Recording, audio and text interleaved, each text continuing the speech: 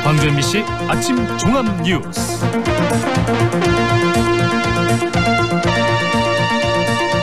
(2월 7일) 목요일 아침 종합 뉴스입니다.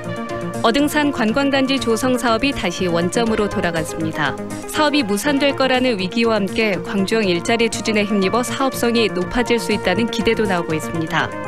다음 달 전국 동시조합장 선거를 앞두고 금품 제공 등의 불법 행위 적발이 잇따르고 있습니다.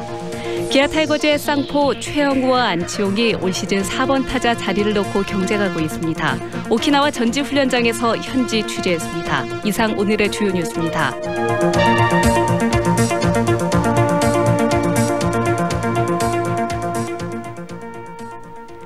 어등산 관광단지 조성의 우선 협상 대상자였던 호반이 지위를 반납하면서 사업이 다시 원점으로 돌아갔습니다.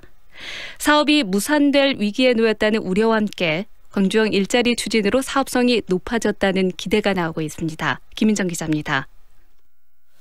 어등산 관광단지 조성 사업의 우선 협상 대상자였던 호반 컨소시엄이 광주도시공사에 실시협약 체결 포기 공문을 보낸 건 지난달 30일입니다. 광주시는 호반 컨소시엄과의 재협상 여지는 사실상 없다고 보고 이런 입장 등을 설 직후 공식화하기로 했습니다. 호반 측에서는 박혜안 광주시 문화체육관광실장입니다. 사업성을 좀 우선적으로 해줘야 된다라는 의견이 서로 좁혀지지 못했던 거죠.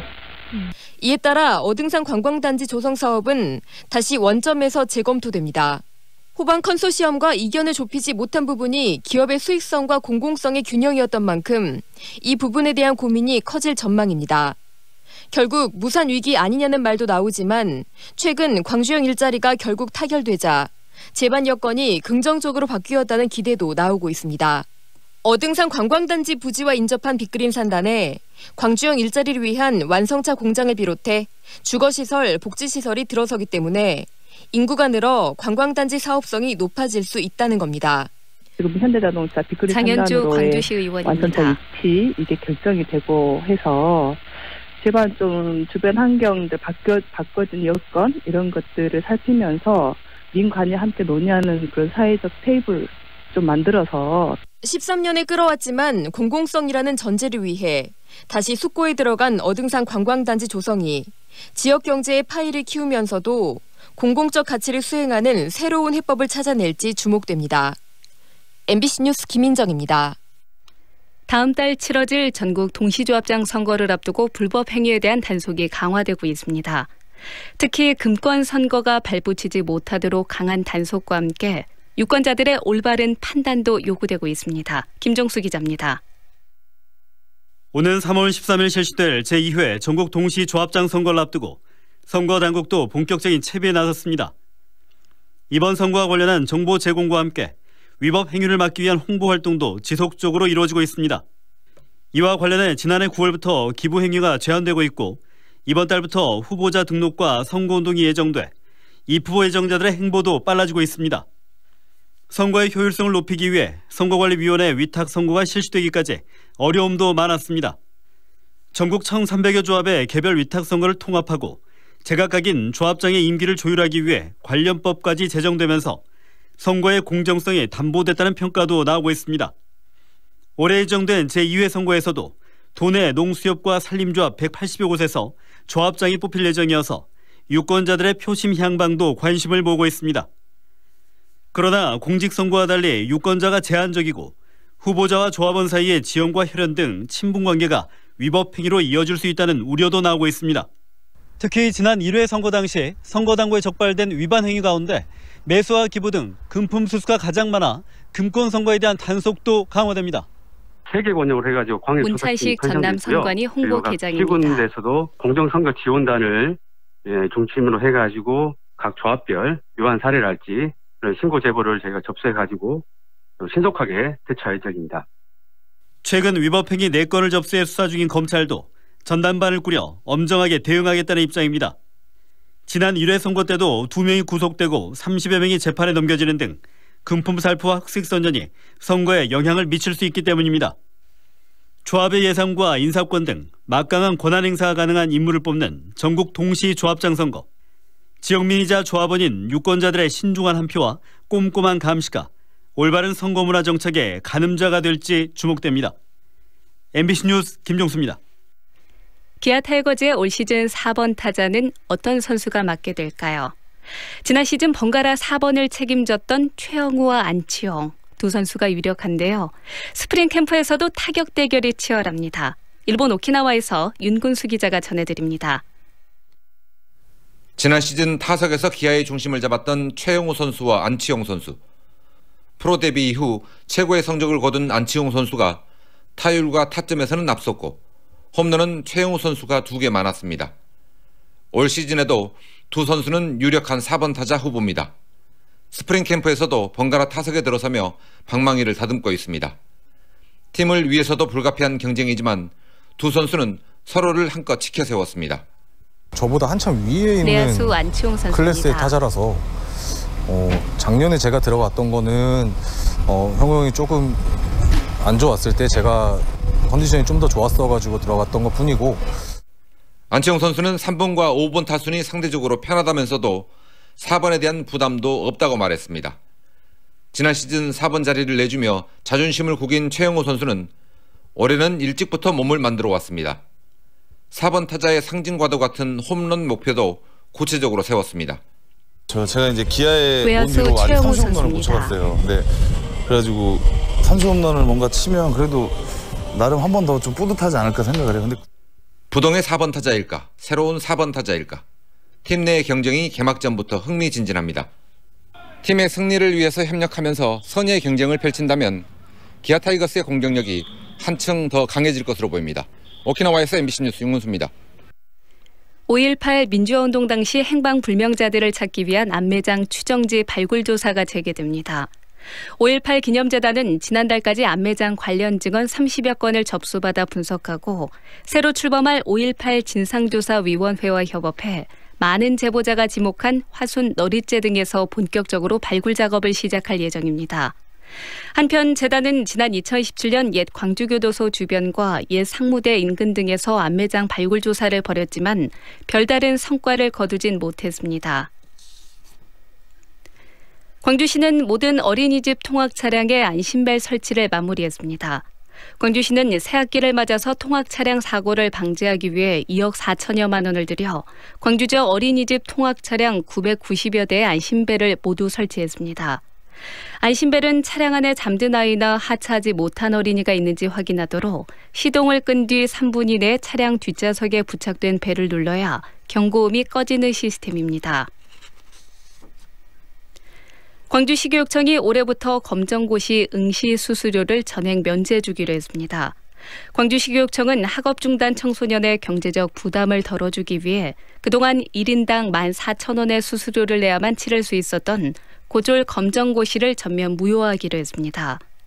2019년 검정고시는 오는 4월 13일 치러지며 응시원서는 오늘 18일부터 닷새 동안 시교육청 원서 접수처에서 받습니다. 광주시는 2019 광주 오픈 국제남자 챌린저 테니스 대회가 문화체육관광부의 공모사업으로 선정돼 국비 9천만 원을 지원받는다고 밝혔습니다. 끝으로 날씨입니다. 오늘 광주 전남 지역은 오전 한때 5mm 안팎의 비가 내리다 그치겠습니다. 오늘 낮부터는 바람이 강하게 불고 저녁에는 기온이 영하로 떨어지겠습니다. 기상청은 내일 아침까지 영하권의 강추위가 이어지다가 모레부터 풀리겠다며 건강관리에 유의해 줄 것을 당부했습니다. 광주지방 현재 기온은 3도, 습도는 75%입니다. 백수진입니다. 이상으로 MBC 8시 뉴스를 마칩니다.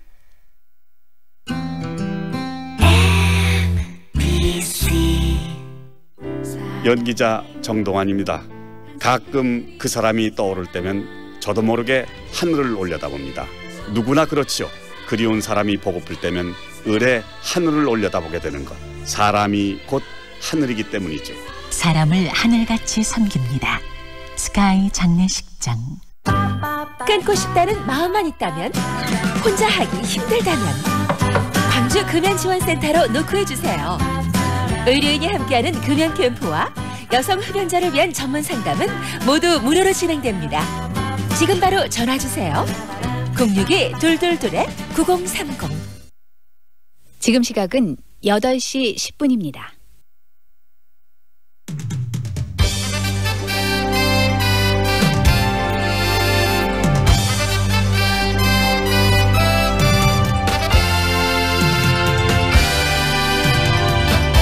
황동현의 시선 집중.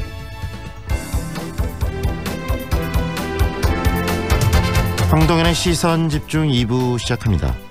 여성 인권 운동가이자 일본군 위안부 피해 생존자였던 김복동 할머니가 지난달 28일 세상을 떠났습니다. 이제 생존자분들 23명 남았는데요. 이 23분은 일본에 맞서 일본의 이 과거의 잘못을 증언하고 또 책임을 끝까지 물을 것이라고 이야기를 하고 있습니다. 일본도 정말 진정 어린 사죄를 해야 되지 않을까라는 생각도 듭니다. 그런데 여기서 우리는 과연 우리의 역사적 과제를 정면으로 마주하고 있을까 하는 그런 생각도 듭니다. 베트남전 당시 한국군에 의해 자행된 여러 가지 민간인들 피해, 학살 이런 부분들에 대해서 진정 어린 사죄 우리는 과연 하고 있는가? 바로 이 고민, 이 생각이 드는 것인데요. 이 오랜 시간 이야기는 되어왔지만 진정 어린 사죄를 우리는 베트남에게 과연 했는가? 이 부분에 대한 이야기 오늘 한번 나눠보도록 하겠습니다. 한국 베트남 평화재단 성미화 사무처장과의 인터뷰 준비되어 있습니다. 광주시 교육청의 친일 잔재 조사와 청산을 위한 태스크포스가 지난달 29일부터 활동을 시작을 했습니다. 올해 3.1운동 100주년이 되는 해를 맞아서 추진하는 거라고 하는데요. 근원을 따져보고 지역사회의 지혜를 모아 이 청산 작업을 좀 제대로 해야 할 때임이 분명해 보입니다. 광주광역시 교육청 혁신교육과 박철영 장학관과의 인터뷰 이어갑니다. 한국 사회에서 호칭 문제는 복잡하고 굉장히 어려운 부분입니다. 특히 남편의 가족에게는 존칭을 쓰고 아내의 가족은 하대하는 것은 불평등하다라는 문제 제기들이 이루어지고 있는데요. 어떤 문제를 갖고 있는지 이 호칭 문제 그리고 실태를 한번 점검을 해보고요. 대안도 함께 찾아보겠습니다. 정치하는 엄마들 장하나 공동대표와의 인터뷰가 준비되어 있습니다. 황동현의 시선집중 계속됩니다. 어우 추워. 여보, 농부가 짠 도라지 배즙 한잔 하세요. 역시 당신이 최고야. 애들은 유자 배즙으로 먹였어요. 나주 장수식품 농부가 짠 도라지 배즙 유자 플러스 배 아로니아 배즙으로 겨울을 건강하게. 나주 장수식품 061-332-9616. 반도건설 김현욱입니다. 짓는 곳마다 이슈가 된 반도요보라가 드디어 광주에 찾아옵니다. 남구의 미래 가치를 누리는 곳, 혁신 설계와 첨단 인공지능 ICT까지 와우! 미래 가치도 생활 가치도 유보라답게 남구 반도요보라 모델하우스 오픈 중. 문의 1800-0086 반도건설. 축제 파티가 있는 그곳엔 출장 뷔페 쿠바 하우스. 기업식 행사장 맛있는 음식이 필요한 그곳에도 출장 뷔페 쿠바 하우스. 출장 뷔페 필요한 곳 전국 어디나 찾아가는 출장 뷔페 쿠바 하우스. 062-351-7711. 2년은 금방. 이사 걱정 없이 내 집 마련을 원한다면, 호수공원과 테라스 거리, 생활을 생각한다면, 16개 공공기관 이전 예정까지 미래 가치를 기대한다면 사랑으로 선택하세요. 광주 전남 혁신도시 사랑으로 부영. 061-337-8245 부영주택. 반도건설 김현욱입니다. 짓는 곳마다 이슈가 된 반도요보라가 드디어 광주에 찾아옵니다. 남구의 미래 가치를 누리는 곳, 혁신 설계와 첨단 인공지능 ICT까지 와우! 미래 가치도 생활 가치도 유보라답게 남구 반도요보라 모델하우스 오픈 중. 문의 1800-0086 반도건설. 설 연휴 후 맞는 출근길입니다. 오늘 아침은 비에 살짝 젖은 흙냄새가 나는데요. 아주 적은 양의 빗방울이 가끔 내리고 있습니다. 오늘 큰 비 소식은 없지만 종일 흐리겠습니다. 현재 아침 기온 영상 5도를 유지하고 있고 낮 최고 기온이 6도에 머물겠습니다. 평소보다 바람이 강한데요. 흐린 날씨와 바람 때문에 오후에는 더 쌀쌀하겠습니다. 이어서 교통 상황입니다. 대남대로 남광주 농협에서 백운 교차로로 밀려 지나고 있고 상무대로 화정 사거리에서 농성 교차로로 차량 많습니다. 해제로 원광대 한방병원 사거리에서 주월 사거리로 속도 내지 못하고 있고 설중로 용봉 택지지구에서 신안교 방향으로 서행 중입니다. 날씨는 흐리지만 기분은 밝고 맑게 오늘 아침도 안전 운전하시기 바랍니다. 지금까지 광주 집값을 한눈에 광주 1등 부동산 어플 사랑방 부동산 협찬 날씨와 교통정보의 정은솔이었습니다. 황동현의 시선집중과 함께하고 계시는 지금 시각 8시 15분 7초 지나고 있습니다. 베트남 전쟁 당시 한국군에 의해 자행된 민간인 피해를 밝히고 전쟁 범죄에 대해서 사죄해야 한다는 이야기 꾸준히 이어져 오고 있죠. 우리가 일본군 위안부 피해에 분노를 했고 일본의 사죄를 외치고 있듯이 베트남 전쟁에 대해서도 한국의 사죄와 성찰이 있어야 하지 않을까라는 생각이 듭니다. 이 시간에는 한국인 민간인 학살에 대한 반성 그리고 진상규명의 필요성에 대해서 이야기를 들어보도록 하겠습니다. 한대평화재단 성미여 사무처장 연결합니다. 안녕하세요, 처장님.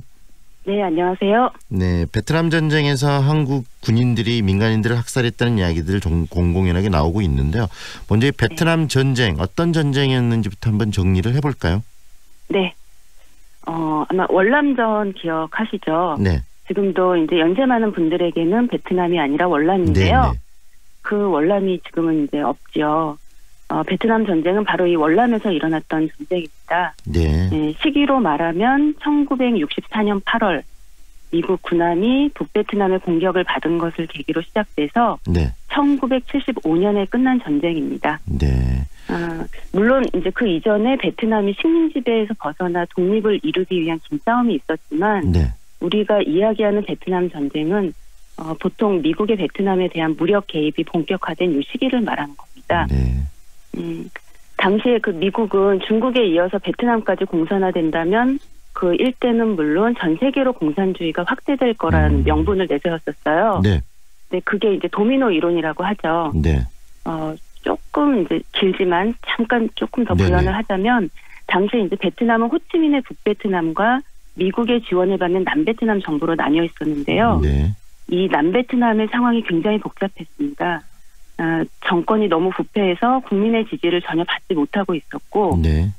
이에 대항하는 반정부 조직이 활동을 하고 있었어요. 네. 그게 이제 소위 우리가 베트콩이라고 불렀는데 그 정확한 명칭은 민족해방전선입니다. 네. 네, 이들이 북쪽의 호치민하고 협력해서 미국과 남베트남 정부와 벌인 전쟁, 이게 베트남 전쟁입니다. 네. 우리나라는 이 전쟁의 시작부터 끝까지 미국의 동맹국으로 참전을 했습니다. 그 처장님, 그렇다면 우리나라가 이 베트남 전쟁에 참전하게 된 이유는 미국의 어떤 요청 때문이었나요? 거기에 대해서도 네. 사실 우리가 미국의 요청이라고 알고는 있지만 사실상 우리가 먼저 제안을 했다라는 게 이제 정론으로 남아 있고요. 네. 당시 이제 미국 동맹국으로는 우리나라 말고도 물론 여러 나라가 있었어요. 근데 그 네. 파병의 기간이나 규모가 한국이 압도적이었고, 한국은 그 전쟁 기간 내내 총 8년 6개월 동안 네. 총 32만 명의 한국군을 파병을 했습니다. 이게 어마어마한 숫자죠. 네. 이제 이런 상황에서 이 전쟁이 끝난 지 올해 44년이 되는데 네. 우리가 한 번도 그 전쟁을 생각해보지 않고 잊은 지 오래죠, 이미. 네. 그러다가 1999년에 한국 사회에 충격적인 사실이 알려졌어요. 네. 그게 이제 베트남 전쟁 때 한국군이 민간인을 학살했다는 거예요. 그때부터 우리 사회에서 이제 이 베트남 전쟁을 다시 생각해 봐야 되겠구나. 네. 이런 사회적인 인식이 퍼져나가게 된 거죠. 네, 한국군에 의해서 민간인 학살이 이루어졌다는 게 1999년에 알려졌다고 말씀하셨는데 그 네네. 한국인 학살 문제를 처음 제기한 게 바로 이 한배평화재단이었나요? 이제 재단은 사실 설립된 지 한 2년 정도밖에는 안 됐습니다. 그러니까 이제 재단 이전에 그 운동이 시작된 게 이제 그 네. 20년 전이고 운동을 함께했던 사람들 사이에서 이 문제가 제기된 거죠. 네. 근데 이제 그때 이제 시작된 운동이 미안해요 베트남이라는 운동이 시작됐고 그 운동에 함께한 여러 단체와 시민들이 지금까지 베트남에 사죄하는 평화 운동을 지속해 오고 있어요. 네. 네, 그게 이제 그 내용의 구체적인 내용은 진상규명, 네. 이 그 피해에 대한 진상규명, 그리고 피해자에 대한 사과나 배상, 네. 이런 것들을 지속해 오고 있는데 그게 이제 오랜 세월이 지났지만 문제 해결에 다가가지 못하고 있었기 네. 때문에 한배평화재단이 새로이 설립이 됐고 이 재단이 이제 그 문제 해결을 우선 과제로 이제 활동을 하고 있습니다. 그렇다면 처장님, 한국군에 의한 민간인 학살뿐만이 아니라 베트남민들에게 가했던 그런 어떤 아픈 상처들, 그들에게 주었던 어떤 피해들이 있었는지 어떤 사례들이 좀 보고된 게 있으면 몇 가지 예를 들어주시겠습니까? 예. 작년에 있었던 시민평화 법정을 예로 들 수 있을 것 같아요. 네. 이제 4월 달에 열렸던 이 이틀간의 법정에 저희가 베트남에 당시 피해를 입으셨던 두 분을 초청을 해서 네. 한국의 대한민국 정부를 상대로 민간 법정을 열었습니다. 네. 그때 오셨던 분 중에 한 분이 68년 폭리폭넘 마을 학살 피해자이시고요. 네. 그분은 그때 당시 8살이었대요. 네. 그리고 당시 학살로 어머니, 이모, 동생, 사촌 등 가족 5명을 잃었고요. 네. 또 다른 한 분은 함이마을 학살 피해자였는데 네. 그분도 당시에 11살 어린아이였어요. 그분도 5명의 가족을 잃었고 그리고 두 분 말고도 한국에 직접 오지는 못했지만 당시 법정의 그 증거 자료로 영상으로 당시의 피해를 증언해준 많은 분들이 있습니다. 네. 그리고 이제 사람들뿐만 아니라 현재 베트남에 가면 이분들이 사는 마을에는 위령비 네. 또는 한국군 징호비가 서 있어요.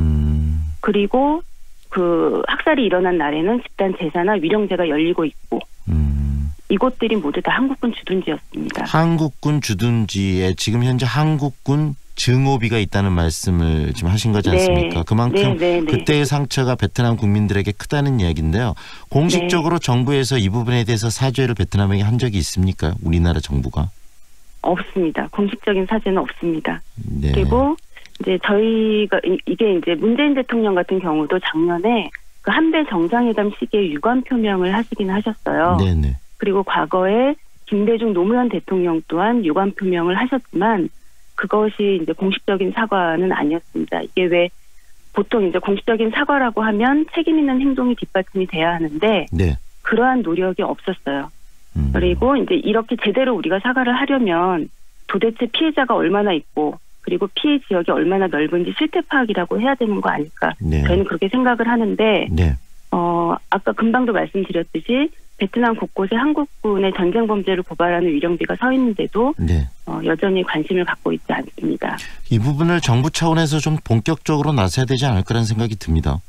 네, 저희 생각에도 제일 중요한 것은 이렇게 민간의 영역에 이걸 더 이상 놔둘 것이 아니라 네. 정부 차원에서 진상규명 활동을 하는 겁니다. 그렇게 해서 책임 있는 배상까지 이루어지도록 해야 하는데도 네. 좀 답답한 현실이 이어지고 있고 이미 국제사회에서는 한국의 이런 전쟁 범죄를 고발하는 그런 여러 가지 그 움직임들이 있어요. 네. 그러니까 지난달에 영국 의회에서 베트남 관련 단체 행사가 있었는데 그 행사에는 그 2018년도에 노벨 평화상 수상자하고 전 영국 외무장관이 둘이나 참석해서 발언을 했었는데요. 네. 그 내용이 뭐냐면 베트남 전쟁 때 한국군이 성폭력 범죄를 저질렀다라는 내용이었고 여기에 대해서 한국 정부가 공식적으로 인정하고 유엔도 진상조사에 나서라고 이렇게 촉구하는 내용이었어요. 네. 근데 이제 이와 관련해서 한국의 언론은 거의 보도를 하지 않았습니다. 외신은 굉장히 여러 군데서 보도를 했는데도 불구하고. 네. 근데 이제 우리가 이렇게 국제사회 압박에 밀려서 뒤늦게 사태 해결에 나서는 거는 정말 부끄러운 일이거든요. 네네.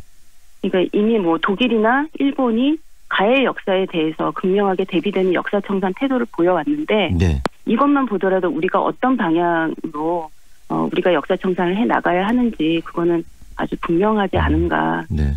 그렇게 생각합니다. 우리가 일본에게 지금 사죄를 요구하고 있는데 바로 우리의 잘못에 대해서도 좀 터놓고 이야기를 하고 잘못을 사죄할 수 있는 그런 자세가 정말 필요한 것이고요. 방금 우리 처장님 말씀하신 것처럼 정부 차원에서 이런 부분에 대해서 적극적으로 나서야 된다라는 생각이 드는데 왜 정부가 좀 소극적인지 그 이유는 뭐라고 보십니까? 글쎄 그게 이제 현재 지금 그 베트남과 한국의 관계가 굉장히 우호적이잖아요. 네. 그러니까 뭐 얼마 이제 박항서 감독의 베트남 축구에 대한 그런 호응도 있고 어제는 또 이제 제2차 북미 정상회담의 개최지로 베트남이 또 있고요. 네. 예 그런 이야기도 그런 만큼 외교적으로도 굉장히 활발하게 교류를 하고 있기 때문에 그런 어떤 외교적인 원인이 아닐까.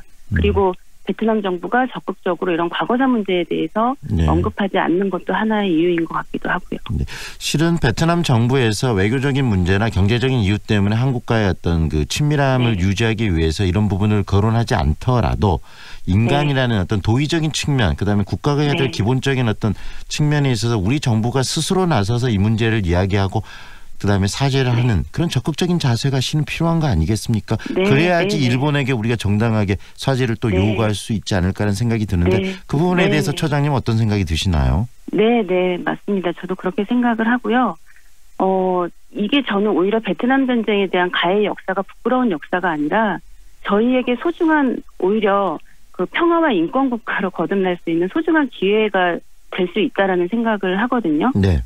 그러니까 그런 측면에서도 시민사회 각 구성원의 어떤 인식 전환을 통해서 이 베트남 전쟁을 계기로 우리가 좀 더 평화 인권에 다가서는 그러한 노력을 정부 차원에서도 이제 민간 차원에서도 이렇게 노력해 나가야 되는 부분이라고 생각합니다. 네, 베트남과의 이런 좋은 관계들이 좀 더 진정한 어떤 형제 국가로서의 관계로 더 확산되고 확대되기 위해서도 진정한 사죄가 필요할 것 같은데 관련해서 과연 우리 사회가 앞으로 해야 될 일이 무엇이라고 생각하시는지 한 말씀해 주시죠.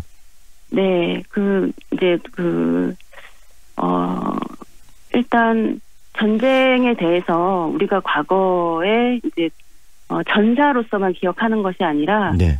전쟁을 과연 우리가 어떻게 기억하고 기록하는가 그 좀 평화적 관점에서 전쟁에 대한 그 고민을 해나갔으면 좋겠고요. 네.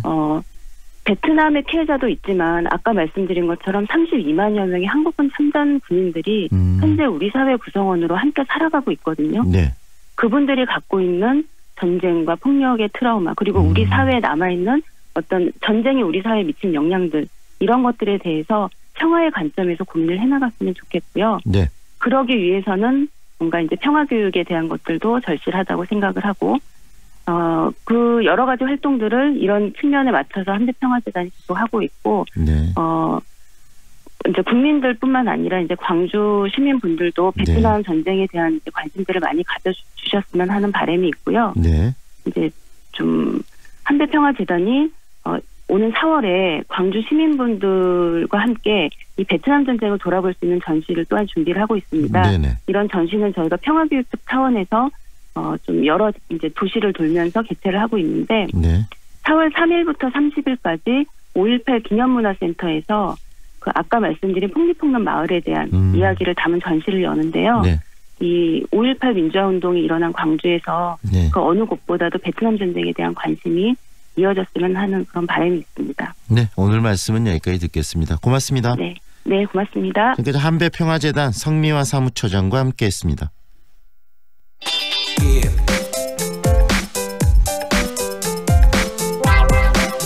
삼일운동 100주년을 맞아서 광주시 교육청의 친일 잔재 조사와 청산을 위한 태스크포스 팀 활동이 시작이 됐습니다.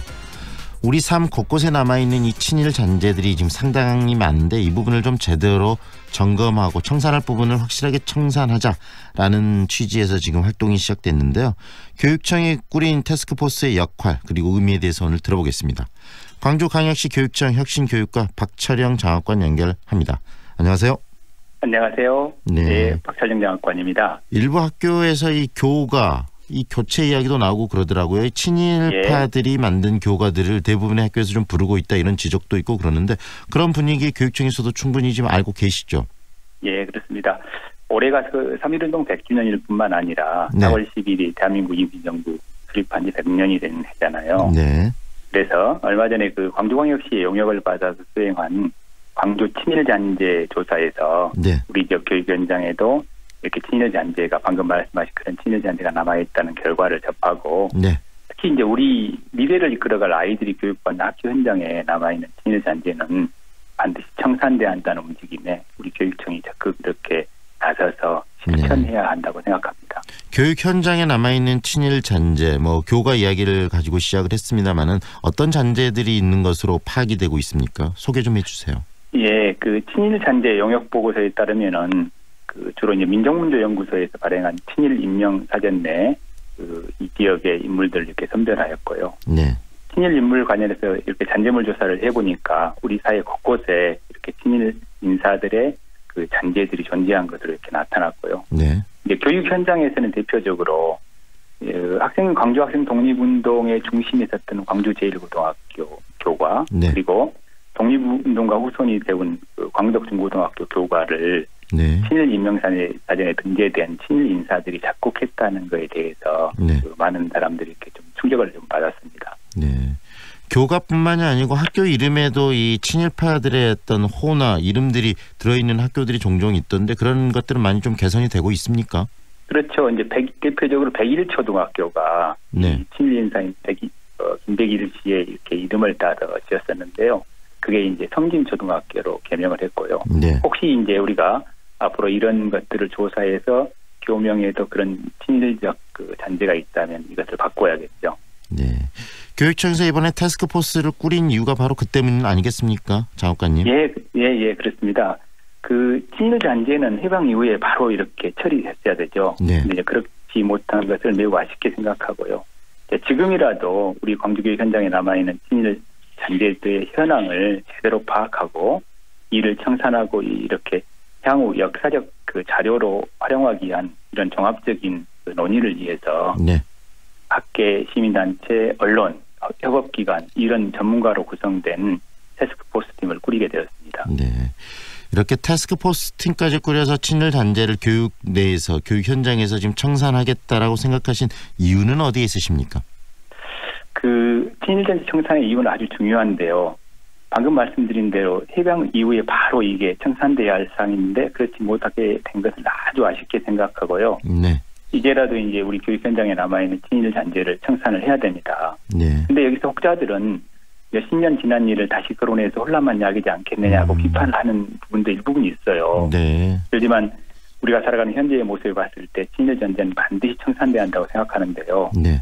현재 그 한반도가 처한 여러 가지 상황, 더욱더 그런 모습인데요. 그 남북 화해 무드가 조성되고 통일된 한반도의 모습이 이렇게 그려지면서 현재 상황에서 일본이 보이고 있는 여러 형태들이 있잖아요. 네. 얼마 전에 그 일본 초계기가 우리 경고에도 불구하고 우리 해군 함정에 거듭된 위협 비행을 하고 오히려 적반하장으로 우리에게 잘못을 이렇게 뒤집어 씌우려는 모습에서 네. 그 1875년에 있었던 운용호 사건을 떠올릴 수밖에 없는 거잖아요. 네. 그래서 역사에서 과거의 사실이 과거에 머물지 않고요. 네. 현재의 관점에서 퇴색될 수밖에 없습니다. 네. 그 역사는 현재와 과거 사이에 끊임없는 대화라는 역사학자 이에이치카의 말처럼 과거와 현재와 미래는 시간적으로 구분되는 것이 아니라 역사 속에서는 연속된 일 과정이거든요. 네네. 그래서 현재를 살고 있는 우리의 모습, 특히나 우리의 미래를 살아갈 아이들이 올바른 역사인식을 갖기 위해서는 우리 교육 현장뿐만 아니라 이 사회 곳곳에 남아있는 친일 잔재를 반드시 청산하고 이를 교육적 자료로 활용해야 한다고 생각합니다. 네, 의미 있는 활동이라는 생각이 듭니다. 이번에 태스크포스 팀에서 구체적으로 어떤 활동들을 하게 됐는지 소개 좀 해주세요. 그 친일 잔재 청산 태스크포스 팀에서는요, 이제 교육 현장에 남아 있는 친일 잔재를 어떻게 체계적으로 조사하고 이를 정리하고 분류할 것인지, 그리고 이런 친일 잔재를 어떠한 방법으로 청산할 것인지에 대한 방향을 설정합니다. 네. 그래서 실제로 교육 현장에서 친일 잔재 청산을 위한 작업을 돕게 되고 이제 이와 같은 과정, 일련의 과정을 쭉 다 만들어서 역사 교육의 자료로 만드는 방안까지 다루게 되는 겁니다. 이 과정을 또 기록을 해서 자료로 만들겠다는 말씀이시네요. 예. 네, 실질적으로 이 태스크포스에 참여하시는 분들이 모여서 또 여러 가지 논의도 하셨죠. 어떤 논의들이 이야기들이 나왔습니까? 그 얼마 전에 1차 회의를 가졌는데요. 네. 여기서 가장 그 전문가들이 가장 중요한 게 이제 학교 현장에 남아 있는 친일 잔재를 체계적으로 어떻게 조사할 것인가라는 거였고요. 네. 그리고 그 조사된 내용에서 어떻게 친일적인 요소를 가려내고 그것을 정말 의미 있게 그다음에 학교 구성원들의 합의를 이끌어내서 청산할 것인지에 대한 구체적인 방안들에 대해서 활발한 논의를 했습니다. 태스크포스 팀은 언제까지 이렇게 그 활동 기간이 정해져 있습니까? 활동 기간은 정해져 있지 않고요. 네. 뭐 시한을 못 박지는 않고 우리 학교 내 그 친일 잔재가 이렇게 청산되는 시점까지 저희가 운영할 계획입니다. 확실하게 청산되는 시점까지 운영한다는 말씀이시고요. 혹시 이렇게 활동에 있어서 예상되는 어려움 또 뭐 시민들의 지원이 필요하다면 어떤 부분이 있을지도 말씀을 해주시죠. 그 활동에서 어려움이라기보다는 꼭 필요한 부분이 있습니다. 네. 그 친일 잔재 조사 및 청산에 있어서 학교 구성원들의 공감대가 중요한데요. 네. 광주 제1고등학교에서 보듯이 그 수십 년간 불려온 교과가 어느 날 갑자기 친일 인사가 작곡을 했다. 이것을 특히 이제 이 친일 인사는 음악으로 일본에 보답한다는 음악 보급 운동을 주도한 친일파였어요. 네. 그래서 이에 대해서 학교 구성원들이 사실은 많은 충격을 좀 받았을 것입니다. 네. 그래서 학교 구성원들인 그 재학생, 교직원, 동문들이 머리를 맞대고 이렇게 협의해서 어떻게 청산할 것인지에 대한 구체적인 이렇게 협의가 필요하다고 생각합니다. 네. 그리고 또한 그 우리 교육청에서는 학교 현장의 친일 잔재를 어떻게 하면 이렇게 제대로 도울 것인지에서 방금 우리 태스크포스 팀 같은 전문가 집단을 통해서 청산 작업을 구체적으로 돕게 되고요. 필요하다면은 예산도 편성해서 지원하도록 하겠습니다. 네, 교육청 외적으로 광주시나 아니면 다른 지역과의 어떤 유기적인 연대를 통해서 이런 활동들을 좀 더 전국화시키는 작업, 그다음에 광주시에 좀 더 확대시키는 작업, 이것도 좀 필요할 것 같은데 그런 고민은 좀 하십니까? 예, 마치 올해 이제 학생 독립운동 90주년이 되는 해에서 네. 우리 교육청에서는 학생 독립운동 90주년 전국화 사업을 펼치게 되는 겁니다. 네.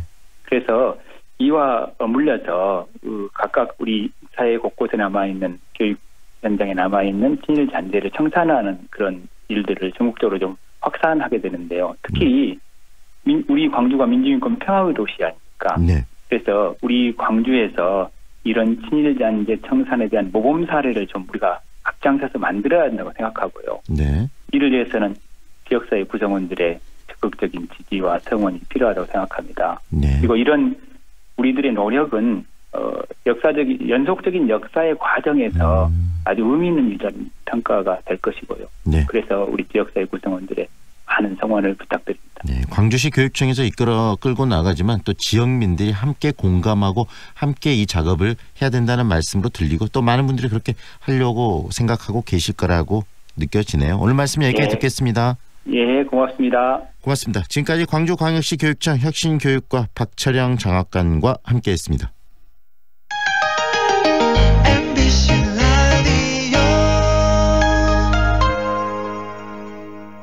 사랑이 벌써 취직했다며? 동신대학교 IPP형 일학습 병행제 덕분이지. 현장 실습도 하고 학비도 벌도록 지원해주는 제도야. 사랑이도 IPP형 일학습 병행제로 실습 나갔다가 그 회사에 취직했어. IPP형 일학습 병행제? 어느 대학교? 드림앤 스마일 동신대학교. 뭐해? 괜찮은 직업학교 찾고 있어. 아직 호남 직업 전문학교를 몰라? 99년부터 13년 연속 우수훈련기관. 우리 지역 공동훈련기관으로 재직자 향상 교육도 한대. 오, 역시 정보통인데. 하나 더. 지금 호남에선 국비교육생을 모집 중이래. 우와. 창의성이라는 것은 모든 것들을 다 창의성을 말로 하는 회사가 있고 여기가 회실이야? 공간으로 경험하게 하는 회사가 있습니다. 공간이 하는 말이 경영진이 하는 말보다 잘 들립니다. 사무환경이 문화를 만듭니다. 퍼시스. 반도건설 김현욱입니다. 짓는 곳마다 이슈가 된 반도일보라가 드디어 광주에 찾아옵니다. 남구의 미래 가치를 누리는 곳, 혁신 설계와 첨단 인공지능 ICT까지 와우! 미래 가치도 생활 가치도 유보라답게 남구 반도일보라 모델하우스 오픈 중. 문의 1800-0086 반도건설. 93.5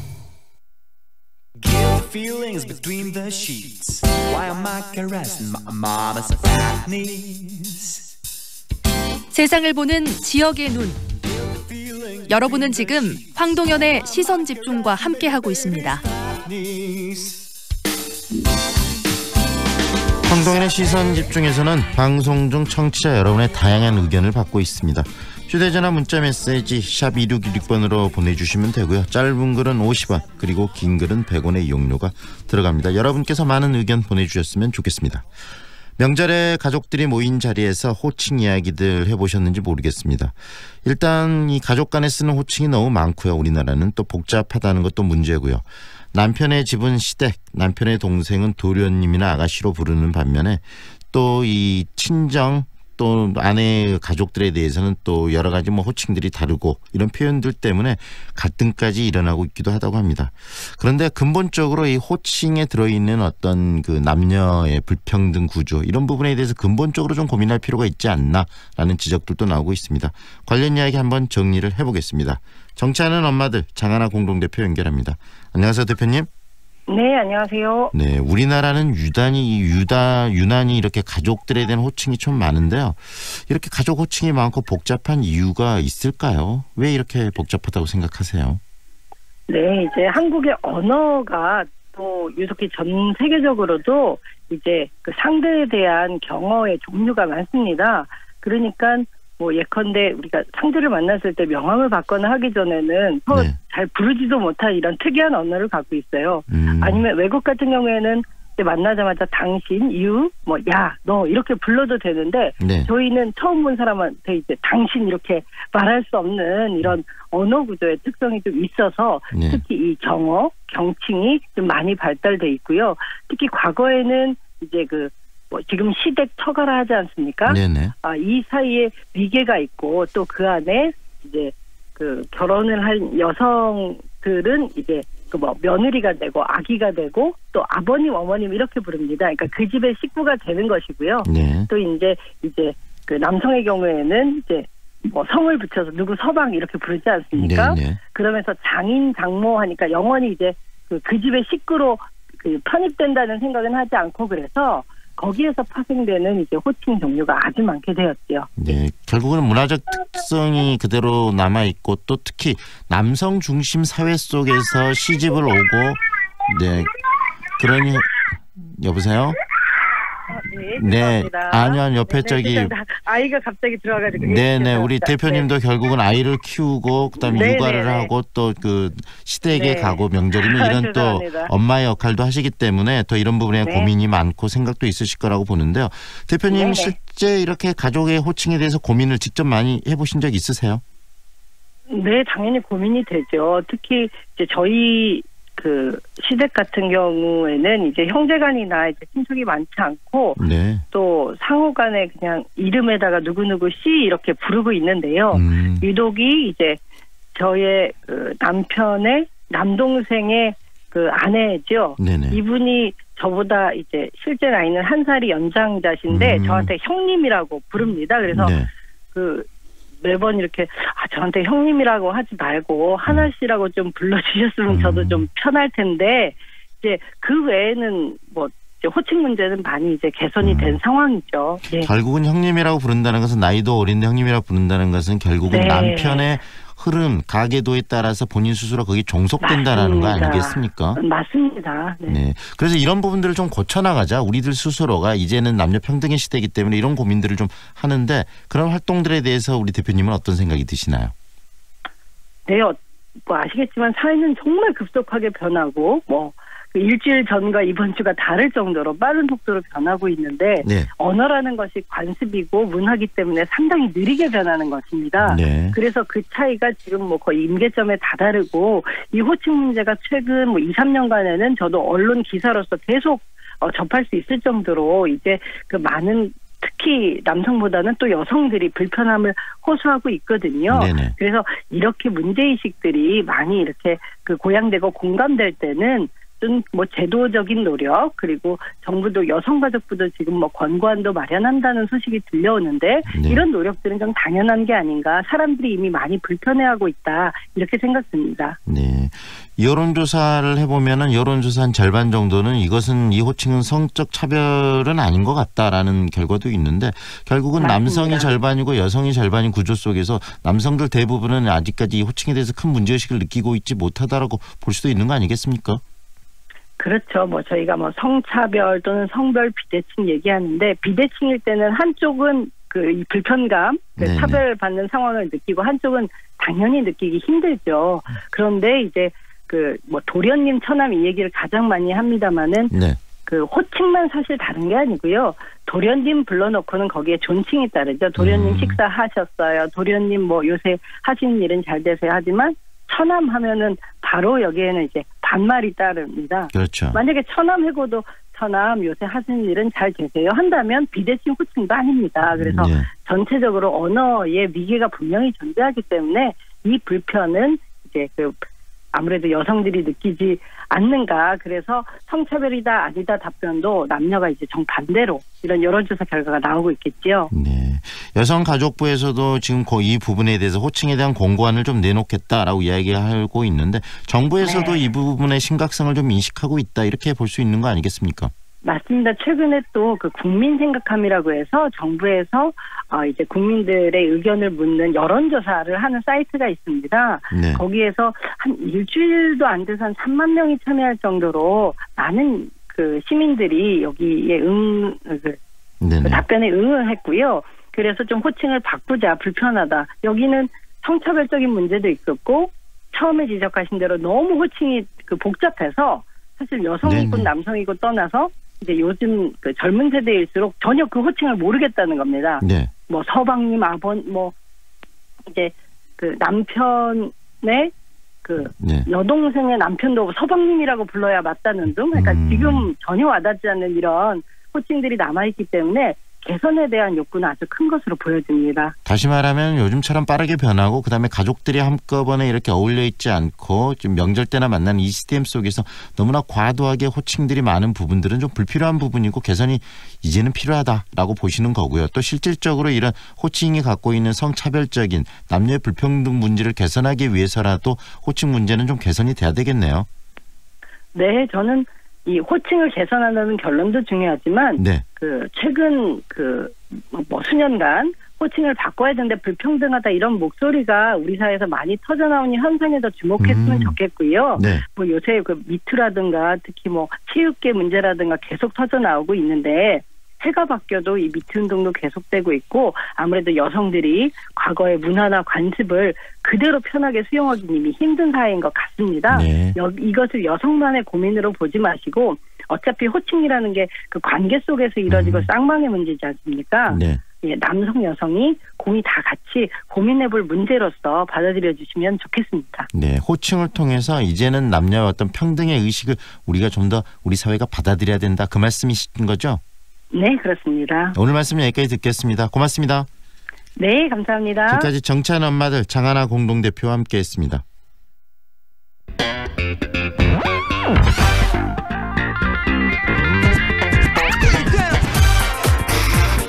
남도의 소식을 정리하는 시간입니다. 오늘은 전남 중부권 소식 강진신문 김철열 국장과 함께 정리하겠습니다. 안녕하세요, 국장님. 예, 안녕하세요. 네, 영광군 농민들이 쌀값 상승 효과를 좀 톡톡히 봤다라는 기사가 들어와 있는데요. 쌀값 상승이 지역 농가에 어느 정도 영향을 줬습니까? 예, 그 지난해 쌀 가격이 좀 상당히 오른 거 나타나는데 그 영광군을 대비해서 어느 정도 이렇게 지역 경제에 파급을 줬는지 한번 그 부분 얘기를 좀 해드리려고 그럽니다. 네. 이제 먼저 가장 크게 나타났던 게 이제 공공비축미 가격인데요. 정부에서 주는 건 먼저 선지급금을 주고 그리고 나서 수확기 10월에서 12월 산지 가격에 쌀 80kg의 평균 가격을 가지고 이렇게 금액을 정하거든요. 네. 작년 같은 경우는 19만 3,568원. 벼 40kg 가격으로 환산한 금액으로 공공비축미국 매입 가격을 최종 확정을 했습니다. 그래서 특등은 69,260원 등 이렇게 해가지고 네. 최종 결정이 됐는데요. 이 금액이 2017년과 비교했을 때 12,000원에서 14,000원 정도 환산을 하면 한 27% 정도 상승을 한 겁니다. 그리고 2016년상과 비교를 하면 가마다 23,000원 정도 오른 셈입니다. 네. 그래서 영광군 같은 경우 매입한 물량이 한 64,000여 톤 정도가 되거든요. 그래서 네. 이 금액을 농가들을 수입하고 비교를 해보니까 총 107억 원 정도 달한 걸로 나타났습니다. 그래서 수매 물량이 지난해보다 늘어났지만 전년 대비 농가 수입은 한 25억 정도 늘어난 것으로 집계가 됐습니다. 그래서 군은 지난 연말에 매입대금 전액을 지역 농업인들에게 일괄 지급을 한 상태입니다. 네, 상당히 긍정적인 효과를 좀 많이 줬다고 볼 수 있겠는데요. 예, 그렇습니다. 예, 좀 구체적으로 좀 더 각 농가들이 어느 정도 이익이 수익에 대한 그 부분들이 플러스가 됐는지 좀 짚어주시죠. 네, 조금 전에 말씀드렸던 건 이제 정부에서 가져가는 공공비축미고요. 그 다음에 네. 또 이제 각 농협에서 운영하는 RPC가 있습니다. 그쪽에서도 또 이제 사가거든요. 그래서 거기에서 이제 품종을 정해가지고 영광 같은 경우는 뭐 신동진, 상강별로 했습니다. 그래서 여기서 수매했던 금액이 434억 정도. 그래서 수매 가격이 뭐 가마당 49,000원 정도 해가지고 총 343억 정도가 이렇게 수매된 걸로 나타났습니다. 그래서 전년에 비해서 한 91억 원이 늘어난 것으로 됐죠. 그리고 RPC하고 정부의 공공비축미를 더하면 네. 116억 원 정도가 이렇게 쌀값이 오르면서 지역 경제에 이렇게 파급을 일으킨 걸로 나타납니다. 지금 제가 이렇게 쌀값이 올랐다는 표현을 쓰니까 뭐 가격이 많이 오른 것 같은데 이게 네. 그 전년에 쌀값이 너무 하락이 됐었어요. 그래서 지금 말씀드린 이 수치는 예전에 평년 수준으로 다시 돌아왔다고 보시면 될 것 같습니다. 그래서 저희가 이런 부분을 말씀드리는 이유는 네.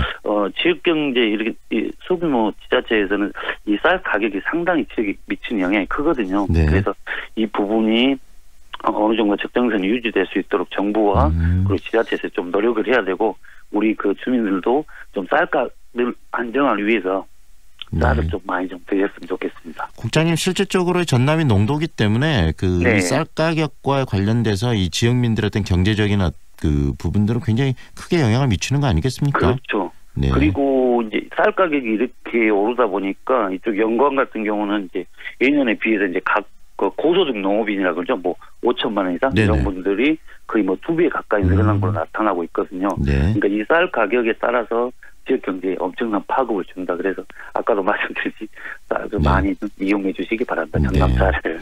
쌀값 오르는 걸 탓할 것이 아니고 좀 쌀을 많이 이용하면서 또 쌀값도 올라가고 지역 그 농가에도 플러스가 더 도움이 되고 이런 선순환 구조들이 계속 좀 이루어졌으면 좋겠습니다. 예, 맞습니다. 한평군 이야기도 한번 해보시죠. 한평군에서 영어 경시대회 성적 우수자를 대상으로 캐나다 해외 연수를 보냈다는데 어떤 내용입니까? 그 지자체에서 요즘 그 학교 학생들을 위해서 다양한 이렇게 투자들을 많이 하고 있는데요.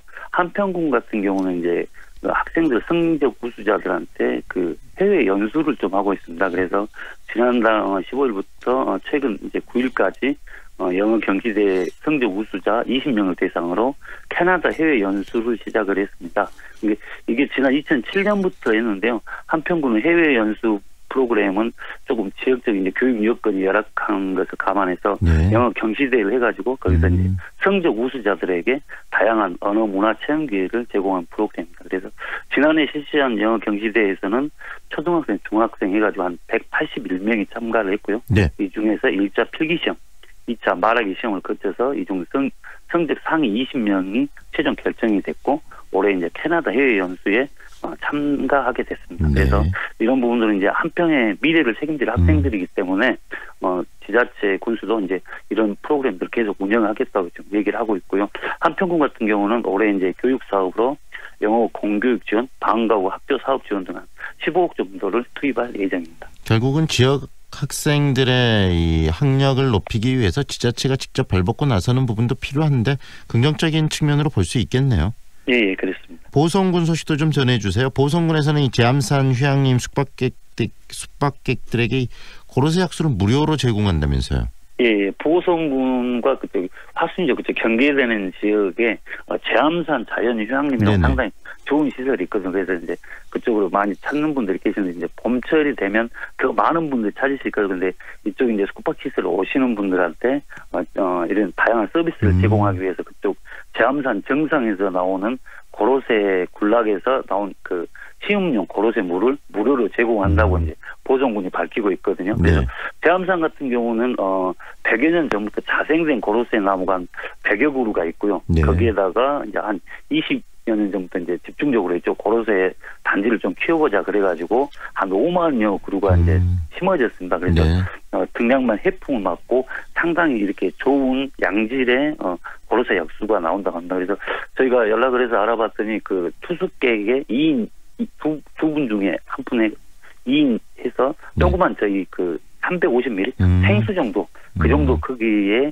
양을 공짜로 무료로 제공하신다고 합니다. 그래서 이쪽에 한번 가셔서 구경도 하시고 이쪽에 또 고로쇠 무료 약수도 좀 제공받으시고 그러면 상당히 좋은 여행이 되지 않을까 싶습니다. 또 그렇게 맛보면서 또 고로쇠 약수를 또 사가시는 분들도 많겠네요. 예, 그렇게 같이 홍보하는 효과도 할 수 있어서 이렇게 일석이조로 이런 행사를 갖는다고 합니다. 지역의 특산품을 이런 식으로 홍보하는 부분들은 굉장히 중요할 것 같습니다.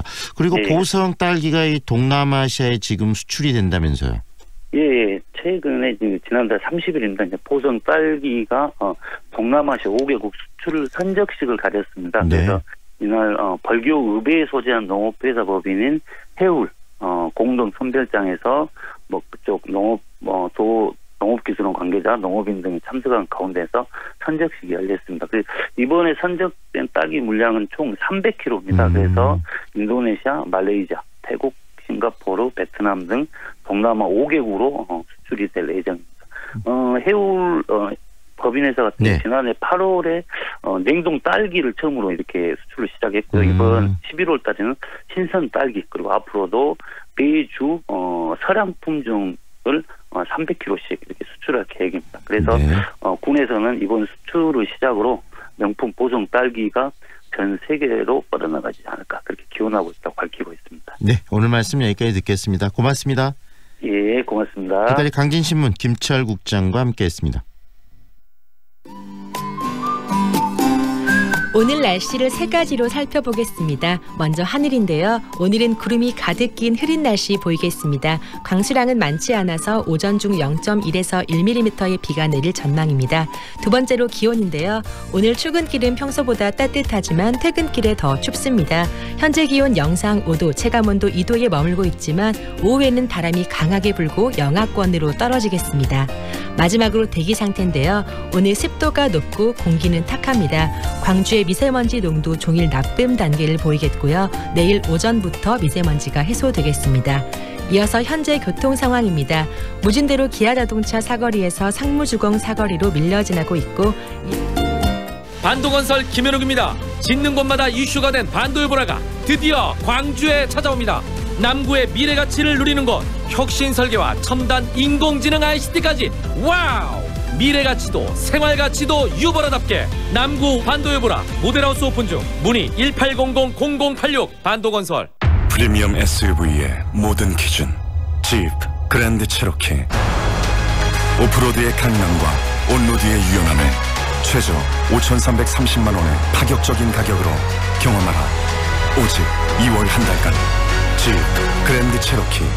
지금 지프 전시장으로 문의하세요. 반도건설 김현욱입니다. 짓는 곳마다 이슈가 된 반도해보라가 드디어 광주에 찾아옵니다. 남구의 미래 가치를 누리는 곳, 혁신 설계와 첨단 인공지능 ICT까지 와우! 미래 가치도 생활 가치도 유보라답게 남구 반도해보라 모델하우스 오픈 중. 문의 1800-0086 반도건설. 황동현의 시선집중 오늘 순서는 여기까지고요. 저는 내일 아침 7시 20분 다시 청취자 여러분과 함께 하겠습니다. 지금까지 구성 최은영, 박소희, 기술 박상현, 그리고 진행 연출의 황동현이었습니다. 고맙습니다.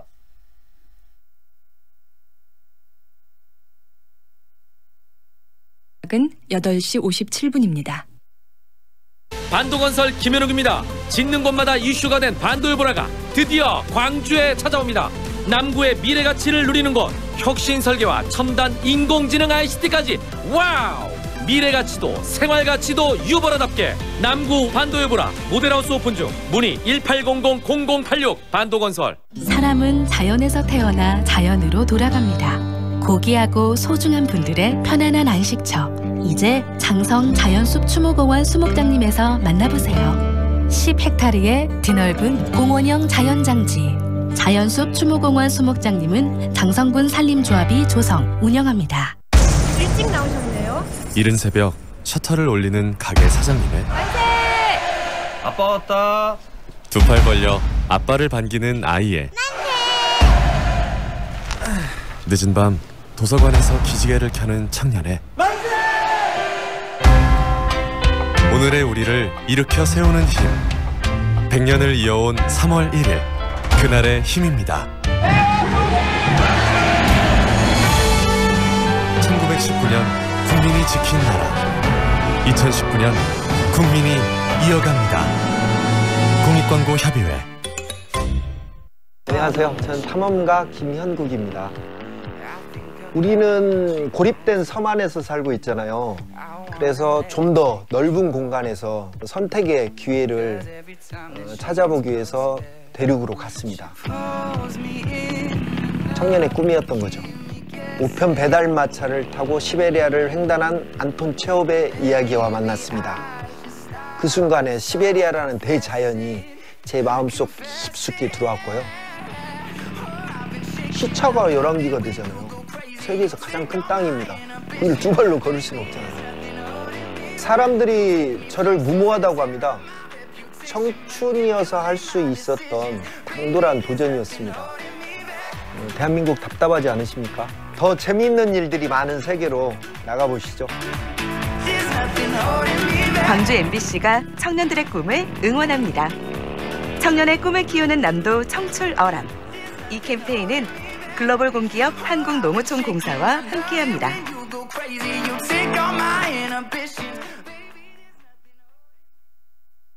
AM 819kHz, 표준 FM 93.9MHz, 광주 MBC 라디오입니다.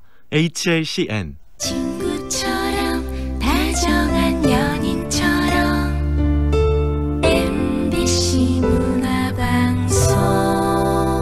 여러분의 다정한 친구 광주문화방송이 9시를 알려드립니다.